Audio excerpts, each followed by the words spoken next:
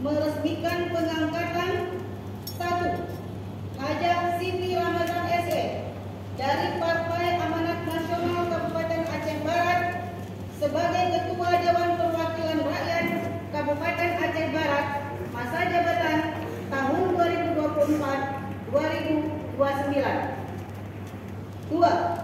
Azwir SP dari Partai Aceh Kabupaten Aceh Barat sebagai Wakil Ketua Dewan Perwakilan Rakyat Kabupaten Aceh Barat masa jabatan tahun 2024-2029.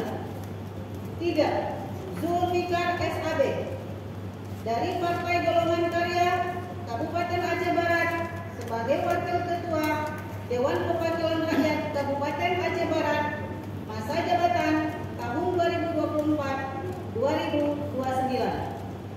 Kedua, pengucapan sumpah sebagai pimpinan Dewan Perwakilan Rakyat Kabupaten Aceh Barat dipandu oleh Ketua Pengadilan Negeri Melobo dalam rapat paripurna Dewan Perwakilan Rakyat Kabupaten Aceh Barat.